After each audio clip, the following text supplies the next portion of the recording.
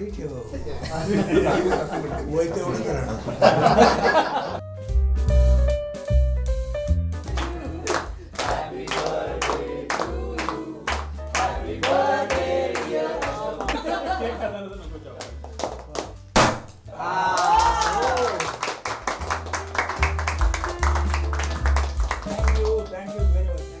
Autobiography तुमची येते आता 75ला, तर तुम्ही एवढा वेळ का थांबलात? म्हणजे हल्ली तर 50 आणि 30 मध्ये ऑटोबायोग्राफी लिहितात, असं वाटतं 60 मध्ये तुम्ही 50 मध्ये यशस्वी होते, 75 का थांबला तुम्ही ऑटोबायोग्राफी? काय असतं आयुष्यात काहीतरी घडू तरी दे,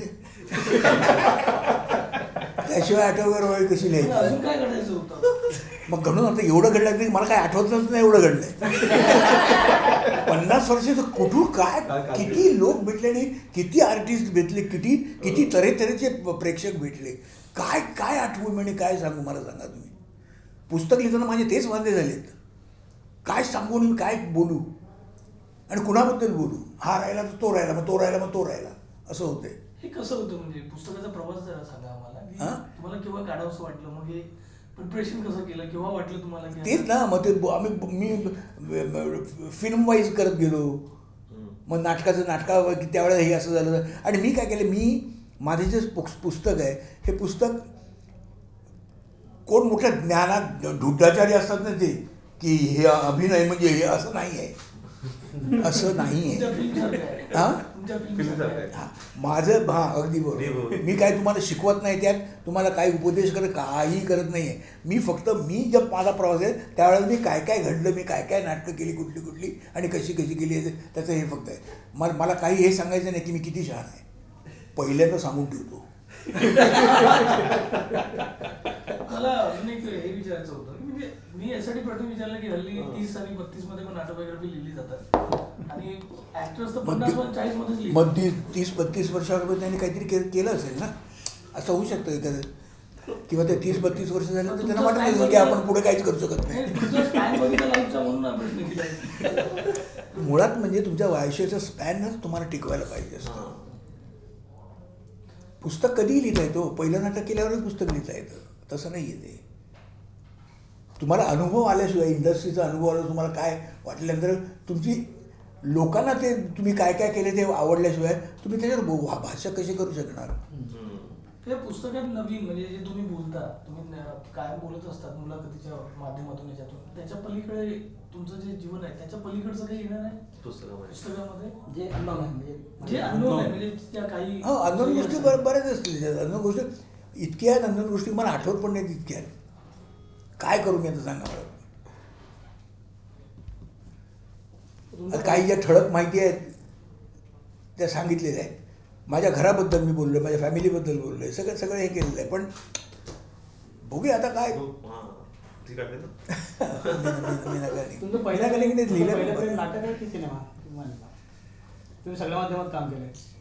पहिलं माझं नाटक.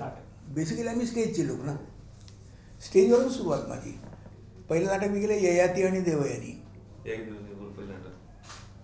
तुम्हाला एखादं असं जरी आलं की नाही हे सिनेमा पण आत्ताच करायचं आणि नाटक पण आत्ताच करायचं, तुम्ही प्रेफरन्स कशाला नाटकाला देतात की सिनेमाला? मी दोन्हीला देतो, कारण दोन्ही तसं पाहिलं तर वेगवेगळे आहे ते. म्हणजे आर्ट एकच, कला एकच, पण सादरी करताना जरा वेगळं आहे. लाईव्हनेस नाटकात जास्त आहे, म्हणजे लाईव्हनेस आहे. बरं तुम्ही 32 फुटाची ती हे आहे समज स्टेज, 32 फुटातून शेवटच्या रांगेपर्यंतल्या शेवटच्या माणसाला ऐकू जाईपर्यंत तुम्हाला करायला पाहिजे. तुमच्या एक्सप्रेशन दिसायला पाहिजे तेवढे तुम्ही ब्रॉड करायला पाहिजे असतात. तुम्हाला तुम्हाला थ्रो तेवढा पाहिजे असतो बोलण्याचा. पण सिनेमात तसं नाही ना, सिनेमात कॅमेरा एवढा जवळ असतो, इथे माईक असतो तुमचा, तेव्हा तुम्हाला त्यामध्ये काय सुरू करतं. बरं तो इतका शार्प असतो का हे कॅमेरा की तुम्ही एक चेहऱ्याची नुसती अशी रेष आलेली तर ती पडद्यावर एवढी दिसते. तेव्हा ती तुम्हाला स्टेजच्या हिशोबाने नाही करता येत, ती तुम्हाला सिनेमाच्या हिशोबाने. सिनेमाचं ते टेक्निक वेगळंच आहे, तो तुम्हाला विचार करायला पाहिजे. हल्ली तो केला जात नाही. अर्थात हे असं आहे हेही कोणाला माहीत नसेल. तुम्ही जाता असता तर दृश्य काही वेगळं असतं मराठी इंडस्ट्रीचं? वेगळा म्हणजे काय माहिती आहे, आता बरेच आता 50 पिक्चर आम्ही एकंदर केले. आता या क्षणाला नाही. ही जोडी असती तेच म्हणतो ना या जोडी असती तर या जोडीला म्हणजे आता आमच्याबद्दल बोलायचं झालं तर आमची वय वाढली. तो माझ्यापेक्षा 5 वर्षांनी लहान, ते आमची वय वाढली. आता मी 75, तो जर 70 असेल जवळ, काय करणार आहे मी कॉमेडी? कारण म्हाताऱ्यांची कॉमेडी कोणी लिहितच नाही. आहे हिंमत कोणाची की 2 म्हातारे कॉमेडी करतात? असे 2 म्हातारेचे झालेले आहेत हिंदीमध्ये, प्राण आणि अशोक, ते झाले. पण त्याला काय अर्थ नाही, ती ओढून जाणून केलेली सगळी कॉमेडी आहे. सिच्युएशनल कॉमेडी कशी होऊ शकते याच्यावर कोणी केलेलं नाही आहे. त्यामुळे त्यानंतर परत तशी जोडी आमची राहिली असते की नाही सांगता येत नाही. किंबहुना नंतर मग तो हिरोची कामं करायला लागला, त्यामुळे तो एक हिरो झाला आणि मी एक हिरो झालो. तर त्याचं काही वेगळं झालं, माझंही वेगळं झालं. तुम्ही एकत्र पण येऊ शकलो.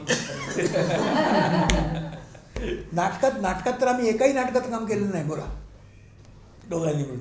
मामा रिलेशनशिपमध्ये पण फरक असायचा तेव्हाच्या आणि आताच्या. म्हणजे तुम्ही तेव्हा इतकं सोबत काम करणं, नंतर दोघांनी नट म्हणून मोठं होणं सोबत आहे. आता 2 पिक्चर झाले की दोघांची भांडणं सुरू. अरे बापरे, 2 म्हणजे आणि फारच सांगितले. पहिल्या चित्रपट चालू असताना अर्ध्यावर सुरू, हिरो लगेच हिरो बनतो, हिरोईन लगेच मी, असं होते. वाईट आहे ते, म्हणजे सगळ्यांच्या बाबतीत होतं असं नाही, पण जनरली अशी एक टेंडन्सी असते की लगेच समजतं. तसं नाही आहे ते, तसं नसतं. काय आहे, तुम्हाला इकडे मिळवणं एक वेळ सोपं आहे, पण तुम्हाला ते सस्टेन करणं फार कठीण आहे. तुम्ही किती राखताय जास्ती, तुम्हाला तो तेवढं हे असलं पाहिजे की हे सगळं माझा हा रोल जर माझा लोकांना आवडला तर माझा दुसरा रोल लोकांना आवडेल तितकाच, नाहीतरी तेवढा तरी आवडेल असं करायलाच पाहिजे. ही जी तुमच्या असली पाहिजे तुमच्याकडे जी की तुम्ही सस्टेन कसं करता, तुम्ही लोकांना पकडून कसे ठेवू शकता, हा सगळ्यात महत्त्वाची गोष्ट आहे. तुमच्या इंटायर याच्यामध्ये कंट्रोवर्सी नावाचा शब्दच नव्हता. कॉन्ट्रोवर्सी करायला कोणाला चान्सच नव्हता ना.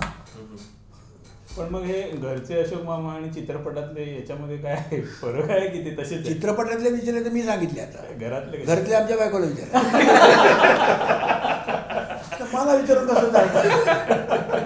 तुम्ही फुलेंसारख्या ताकदीच्या माणसासोबत काम केलं आणि कधी काही चित्रपट तुमचे असे आठवतात की मला तुम्ही तर म्हटलं लक्ष्मीकांत बेर्डे त्यांची जोडी, मला कधी कधी असं वाटतं निळू फुले तुमची जोडी आहे, एवढं ताकदीची जोडी.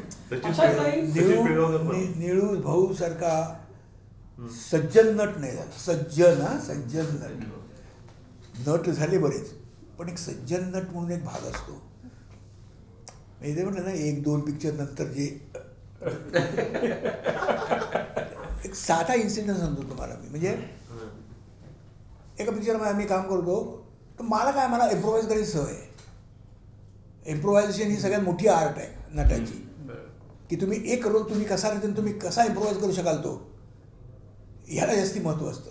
रोल असं एका लाईनीत लिहिलेला असतो, पण तुम्ही तो कसा फुलवाल हे तुमच्यावर अवलंबून असतं. तर मला अशी सवय आहे. तर मी एक काय सीन नव्हताच तो एक, की मी आणि निळूभाऊ, पण ते आम्ही काय करतो, आम्ही दारू पितो.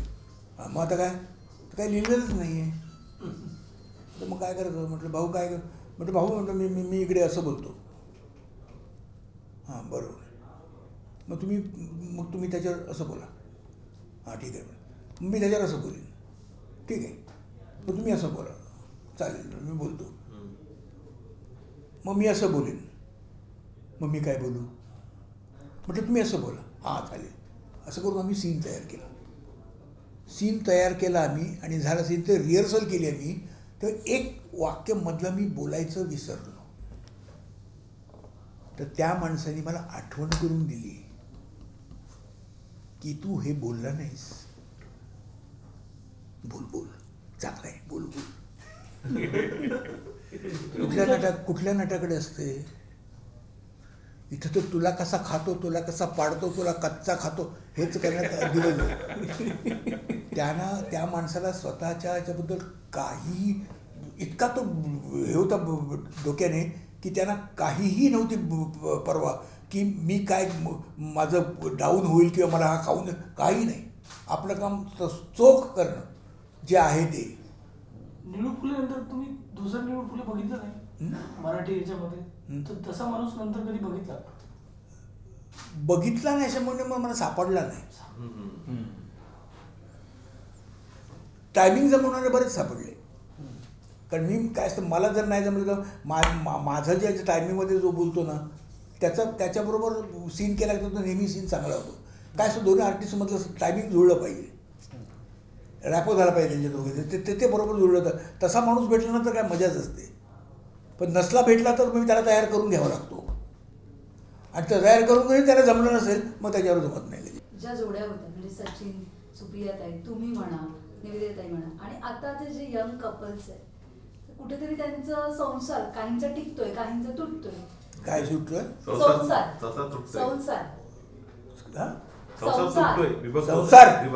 संसार हा, मग काही कपल ज्या जोड्या आहेत आताच्या यंग कपल्सच्या त्यांचा तुटतोय. तो तुमच्या संसाराचा खरा मंत्र काय होता? तुम्ही असा एवढा छान टिकून कसा ठेवला? संसार हा मंत्र असा मी समजलो.